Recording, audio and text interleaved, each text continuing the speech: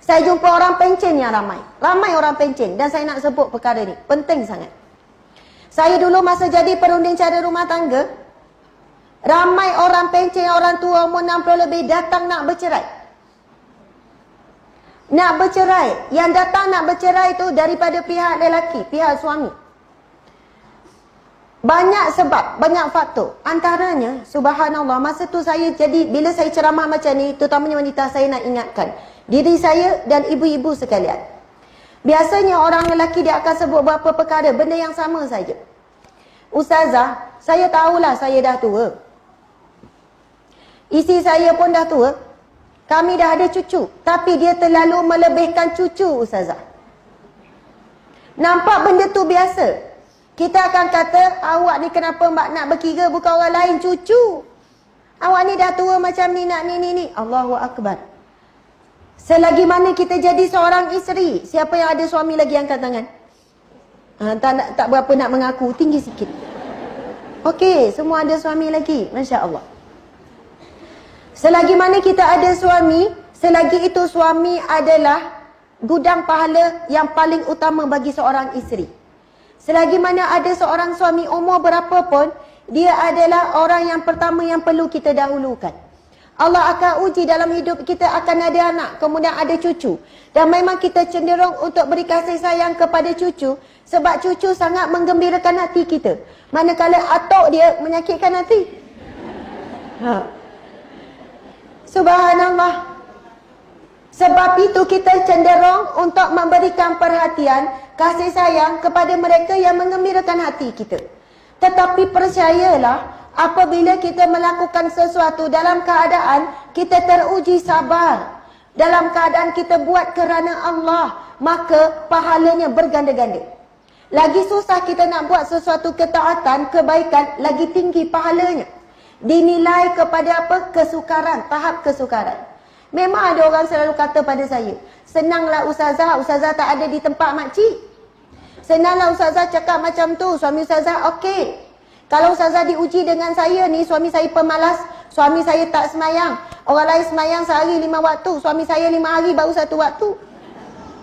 Sekian-sekian. Saya nak sebut begini, kita boleh hitung alasan demi alasan.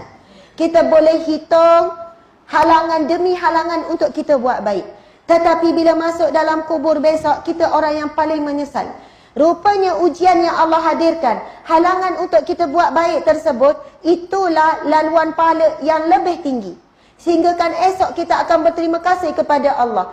Ya Allah, rupanya inilah jalan yang mengantarkan aku ke syurga, iaitu melalui jalan sabar. Jalan sabar. Sebab itu kita sentiasa diuji dengan orang yang paling dekat dengan kita. Suami, anak, cucu dan sebagainya. Masya Allah, Allahu Akbar. Jadi, antara yang suami sebut, orang-orang dah pencen sebut, kecil hati bukan dengan orang lain, dengan cucu. Ustazah, kalau anak saya bersalin 40 hari, dia tinggal saya. Dia jaga anak. Dulu dia lupa masa dia bersalin, saya jaga dia, bukan mak dia jaga dia. Tapi hari ini dia tinggal saya 40 hari. Saya takkan tinggal rumah ni, saya tingkat dengan surau, saya tingkat dengan masjid. Saya tak boleh duduk dekat kawasan rumah anak saya. Tapi dia buat pilihan pada saya. Nak ikut, tak nak duduk rumah. Macam tu pula. Kembali. Saya jumpa ramai orang tua yang mengadu macam ni. Subhanallah. Bayangkan kalau suami tak redha 40 hari isteri tu tak dapat redha suami. Na'udzubillah min zalik, na'udzubillah. Yang kedua, biasa suami orang-orang tua kata, Ustazah, saya ni kalau nak makan sedap lah, tunggu anak cucu balik. Macam-macam lauk, kejap masak. Kalau dengan saya, dia nampak tua 10 tahun. Kalau anak cucu balik, dia nampak muda 10 tahun. Dengan saya asyik sakit lutut, sakit pinggang, nak ajak pergi pasar pun tak nak. Nak ajak pergi sana pun tak nak. Tak larat lah, penat lah, itulah, inilah. Bila shopping nampak lutut dia elok. Allahu Akbar, subhanallah. Kemudian lagi, dari segi cara percakapan. Dah tak nak jaga sangat dah hati suami. Sebab nampak tua sama tua, rasa macam tak ada masalah, tak tergugat. Tak layan ke, tak buat yang terbaik ke, tak berias pun tak apalah. Dia ni dah tak ada orang nak, dah kecut dah ni. Dah kerepot dah. Masa muda dulu rasa juga bimbang apa. Bila dah sama-sama tua rasa macam tak ada masalah, tak layan pun. Allahu Akbar. Sebenarnya kita layan mengharapkan daripada ganjaran suami ataupun kerana Allah. Kerana Allah, kerana Allah. Sebab selagi mana kita buat berbakti pada suami, selagi itu Allahu Akbar, kita diberi pahala. Ada orang dia kata, Ustazah, bukan saya tak nak masak, tapi bila masak dia makan sikit je. Saya masak biaya bukan makan sangat pun. Saya kata, tapi dia suka masak ke suka beli? Suka masak. Penat Ustazah masak, Ustazah. Kan senang beli. Kita dah tua tak payah berkira sangat. Ada lelaki tak nak, dia nak isi dia masak. Masalah simple-simple pun. Saya kata macam ni. Allah dia bukan lihat result. Dia lihat apa yang kita buat. Contohkan kita masak nasi biryani, nasi Bukhari. Kemudian lembek tak jadi. Masak 2 jam. Lepas tu bila hidang tak jadi. Lembek tak sedap. Terlebih air. Kuah pun tak jadi. Manusia tengok usaha kita masak ke tengok hasil kita masak? Hasil. Ya Allah tak jadi tak apalah, makan je lah, nak macam mana, gini-gini. Tapi start kita masuk dapur tu, sampai selesai 2 jam tu, pahala.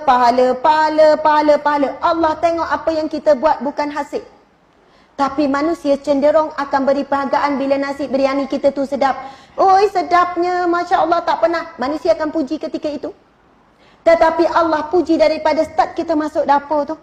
Ya Allah, walaupun dia dah tua tapi dia sediakan makan minum untuk suaminya.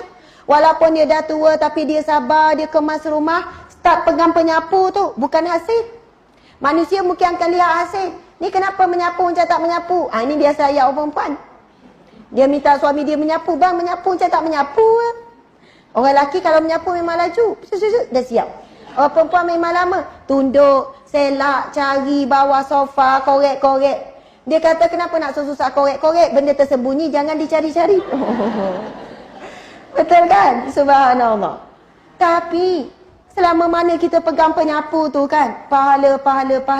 Itulah gudang terbesar seorang wanita. Allah bukan suruh kita susah payah cari pahala di luar rumah. Tetapi di dalam rumah itulah tempatnya kita mengumpul pahala demi pahala.